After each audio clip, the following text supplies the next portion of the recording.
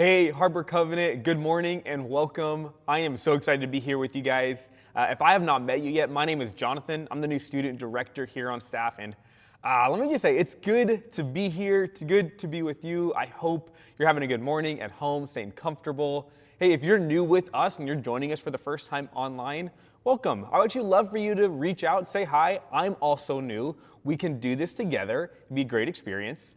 But if you're not new, if you're returning, welcome back. But also, we've been going through this series looking at the Israelites in exile. And the Israelites are God's chosen people. Here are the people that he has set apart, and God brings them into a season of exile. And I remember reading these passages, and I remember hearing these stories, and just never once relating. I don't get what it's like to be an Israelite. I don't get what it's like to be in exile. All this stuff makes no sense to me until right now. This season of my life, I'm like, oh my goodness, I think I get it. Because the Israelites, they left their home. They lost their friends, maybe some of their family. They had a change of identity. They were in a new place where they didn't know the culture. They didn't know the area, none of that. And I was like, oh my goodness, that's my life right now. So let me just say, I am Harbor Covenant's resident exile. You guys are welcome. If you have any questions on what it's like to be in exile, just let me know, because I am in a new place where I don't know the culture, I don't know the people, I don't know the area, and I am on this adventure figuring and learning it all out.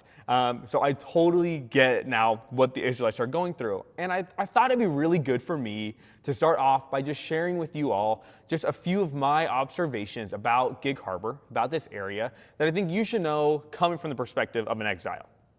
First thing that I've realized, your roads terrify me.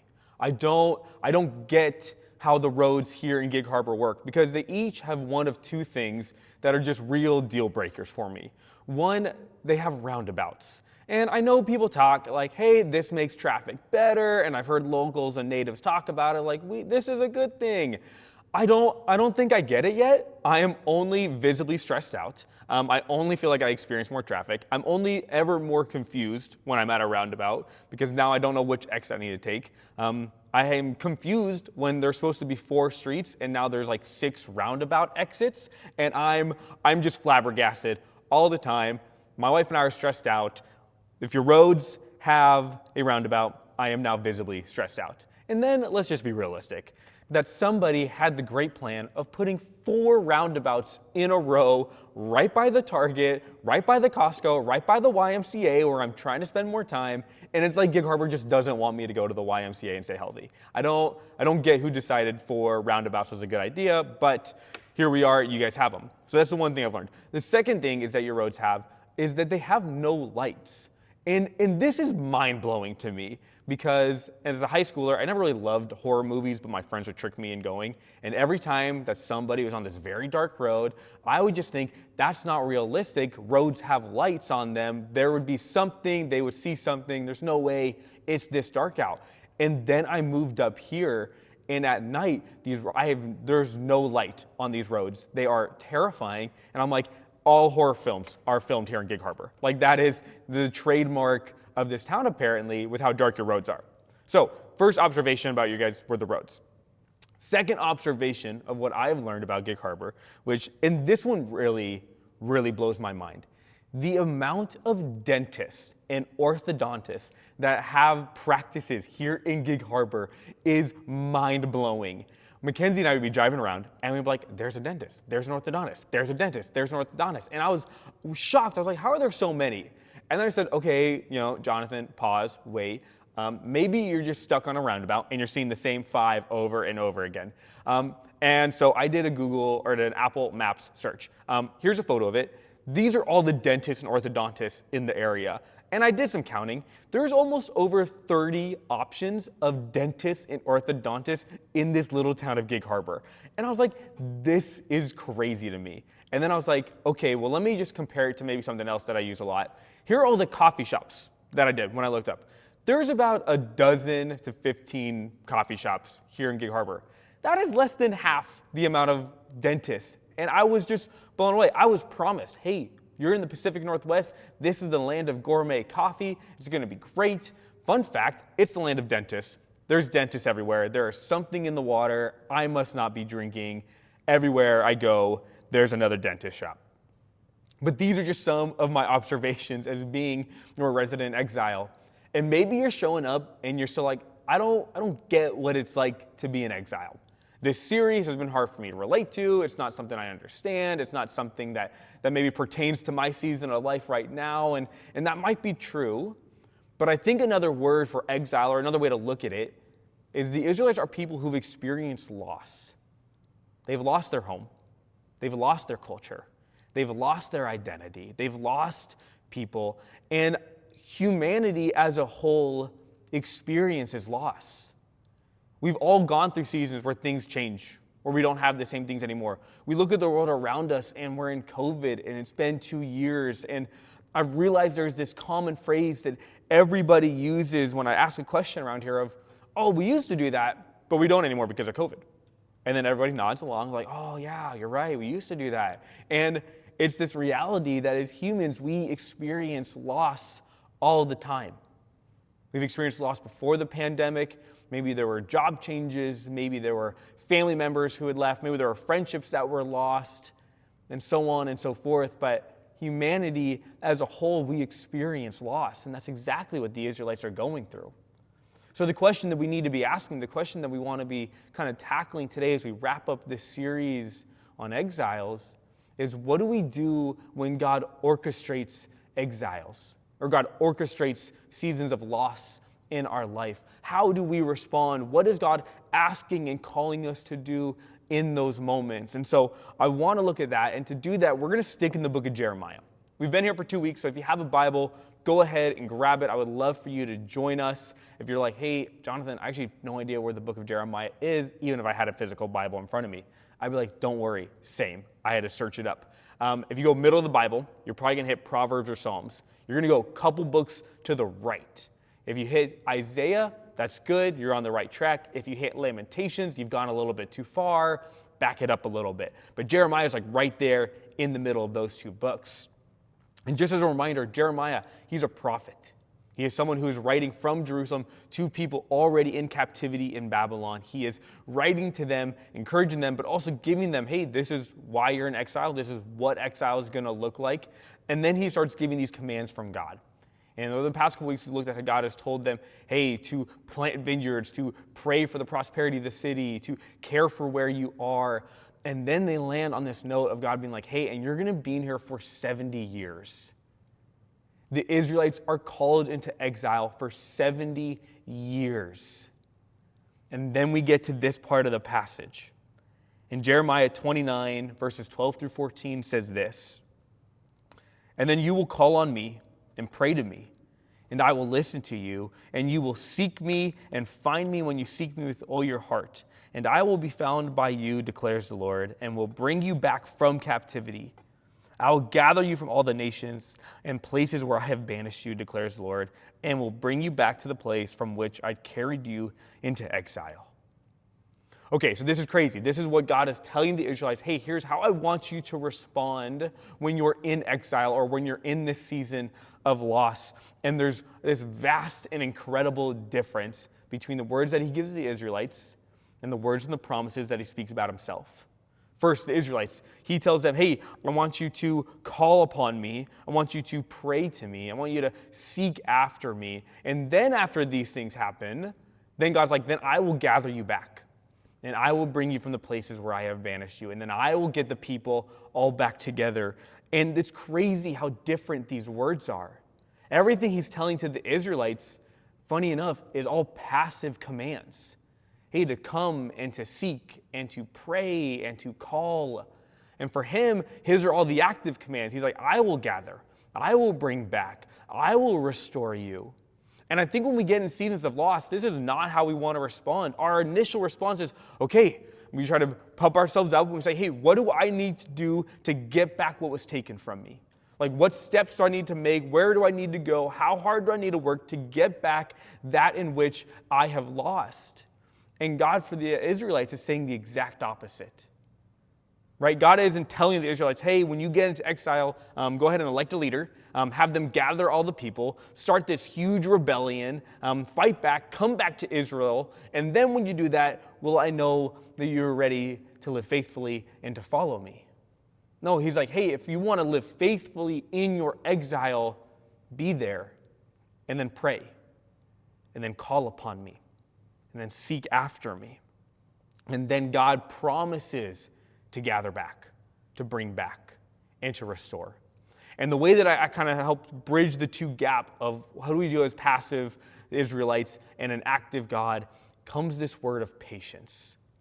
What would it look like for our church, for us as a community, in the midst of exile, in the midst of loss, in the midst of the unknown, in the midst of losing control, that we chose to be patient, that we chose patience? I remember when I was in college and undergrad, I actually went to school up here in Washington, but I went to school over in Spokane. And no offense if you're from Spokane, but that being my first experience to Washington made me want to leave. I got there, first year was okay, and then going into my second and third year, I was like, man, I don't know if this is it for me. I don't know if Spokane, Washington really fits with my vibe. I'm a Californian, this feels weird, and so I was like, I don't know if I want to be here anymore. And so, but the problem was I felt very called. I just had this feeling, this sense of peace, this sense of awareness that God wanted me in Spokane. And I had these two conflicting ideas. And so what I did is I just decided to pray. And I asked a couple of friends from mine back in California. I was like, hey, I'm really wrestling with this decision on do I stay in Spokane or do I come back to California? Can you pray with me in this? And they agreed. And so we started praying together about once a week, just if I should stay or if I should go home. And then one day I get an email from my school. And I was like, oh, that's a really cool, unimportant email. And I went, ignore. And I swiped it away off my phone because I didn't want school stuff. It was like a weekend. And next thing I know, like I swear, like maybe 5 minutes later, I get a text from a friend of mine. And he's like, all it said was, dude, did your school just get shut down? And I was like, let me go check that super unimportant email I just ignored, and I'll get back to you. And so I go and look at this email, and he was right. My school literally in an email had just been shut down and closed. And I sat there being like, oh my gosh, like what's going to happen? The school is going to remain open until the end of the school year. But then after that, it wasn't it. And so they called a meeting together to tell us, hey, here's about what happened. Here's what your next steps could be. Kind of just giving an informational meeting. And I sat there and I was very conflicted because part of me was like, man, this sucks. This is sad. I'm seeing friends. I'm seeing teachers just like really distraught over this. And then there was this sense of huge guilt. And I was like, this is my fault. I prayed for a reason to go home, and next thing I know, God shuts down an entire school, and the only thing I was thinking was, Jesus, you could have just sent me the email. Like you didn't need to shut down the school for everybody just to send me back to California. I'm very confused on why you chose this path for it to happen this way, but that was what had happened. And then I felt like, okay, school shut down. I know I'm moving back to California now, but let me just stick the rest of this school year out. Let me just finish up strong here. And so I do. And it had to be the most impactful and powerful year of school for me. Like my housemates that I was living at the time, we bonded in ways that I don't think we would have bonded any other time because we were in this together knowing, hey, this is our last bit of time together. Like, let's go take advantage of the time we have because soon we're going to move away. And our school had this unprecedented unity. Like everybody in the student body was just bonded together. We made new memories. We went above and beyond in the events that we had because we're like, hey, this is our last time together. Let's make it worth it. And then the teachers, they taught with this new passion and this new love for the students because they were thinking, hey, this is my last chance to teach you these important life lessons, this importance about Scripture. Let me teach this to you now before it's too late. And there was this bond, and there was this unity, and there was this great year that happened in the midst of loss because it started with prayer, and it started with seeking the Lord, and it started with calling upon Him. And I want to pause because I know being told to ask for patience isn't always the easiest thing, especially if you're in a season right now where life has just been hard. Like maybe it's the pandemic, maybe it's things outside the pandemic, but you just taken one hit after the next. Like maybe you really have lost the job that you loved. Or maybe a family member has passed away that you weren't prepared for. Or maybe there's friendships, maybe there's passions and hobbies that are just not around in your life. You're like, man, I used to love that, and now I don't because I've just lost the hope that I'm going to love it again. Like there have been times in these seasons that are hard, and if you're here, let me just say I'm sorry. Like I'm sorry for the experience. I'm sorry for the hardship. But can I also just say that if you're here, thank you? Because you showing up to worship online with us or in person is just a powerful testimony to the rest of us of what it means to be faithful, of what it means to live faithfully in the exile and in the loss. So thank you. Thank you. But for the rest of us, man, I'm wondering as we go into our next season, as we go into the next couple of days, maybe in loss, maybe in exile, man, what would it look like if we responded with patience? Right? What would it look like if we came to God saying, hey, here's things that are taken away. Here are things I don't understand. Here's a place where I don't feel like I belong. And yet I'm going to respond by praying to you and calling to you and seeking after you. Why? Well, because the Israelites knew it too. Because we have a good and faithful God that answers promises. And the Israelites had a really specific set of promises. That God will gather them up, that God will bring them home, that He will return them to Israel. And maybe we don't have those same promises today that everybody at Harvard Covenant is going to be great and happy and live healthy and great lives. But we have this promise of a good and faithful God, Jesus, who said, hey, I'm going to return. And I'm going to make myself known, and I'm going to redeem you, whether it's in this life or in the next, whether it's in here or in eternity. God promises that the suffering is going to go away, and that's what we get to have hope in. And that's what our excitement comes from, and that's why we get to choose to be patient, because we have this hope that God is going to fulfill His promises. And how do we know that He's going to fulfill His promises? Well, because we've seen it. We've seen it in Scripture where the Israelites were in exile for 70 years, and God said, hey, I promise to bring you back. And then later in the Bible, it says God brought them back. God is faithful to answer promises, and that is what we get to lean into today. We get to choose patience, not just because we have to, but because God's promised that when we do, He gets to come back, and He will return, and He will reign in His glory, in His power.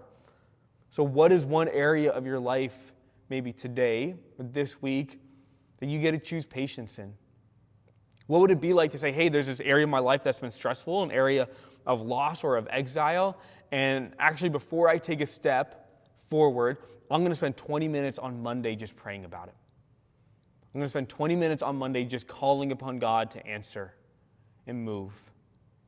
What if you invited people in to pray with you, saying, hey, I'm really stressed about this, and I don't know what to do. Can you, every Wednesday, just pray with me for this idea, for this topic, for this scenario in my life? Because then I imagined, hey, what if Harbor Covenant was known as a people group of patience? Like, it was just known that we were content being patient in the midst of exile. And I thought, man, how powerful would that be for like the new parents who have a newborn child or one on the way, and they're stressed out and they're freaking out. Like, are we ready for this? Do we know what we're doing? Can we do this? And then they just saw like a group of parents who are so content in being patient in the unknown. And they were able to say like, hey, there's actually hope for us in this. Like, there are people who've experienced this as well, the same stress, and yet they're patiently waiting and calling and praying on a good God. Or imagine how life-changing this would be for our middle and high schoolers who are stressed out because they're in the season where, hey, if I don't make the right decisions now, then I'm not going to get into the right college, then I'm not going to have the right career, and then my life is not going to mean anything to anybody. But instead, they saw a community of people content in patience, praying and calling upon the Lord, knowing that He is good. And they would just have this view and this vision of, oh, it doesn't always work out, and yet my life can still have purpose and meaning because we serve a good God. Or just take the people in our city who are hopeless, who just have been beaten down, who are hurting, who need to have some hope. And they just saw a group of people who are like, hey, we don't know why maybe we're suffering. We don't know why we're feeling this season, but we are so content in being patient because we have a good and powerful God who loves us and knows us and wants people to know him. And the people who don't have hope could see that and be like, wow, this is a place that brings me hope. There are other people here who are struggling, and yet they're choosing patience because they believe so deeply in this good God. Harbor Covenant, what if we were a group that chose patience in the midst of exile because we have a God who we love, who loves us, and has promised to come back, and he is faithful to keep his promises? So as we close, here are 3 questions I want you to consider and think on this week. 1, where has there been a time in your life where you felt lost or in exile? 2, hey, how can Harbor Covenant be a place where patience is sought after? Or 3, what promise of the Lord has given you hope in this season, and who is someone that you could share that with?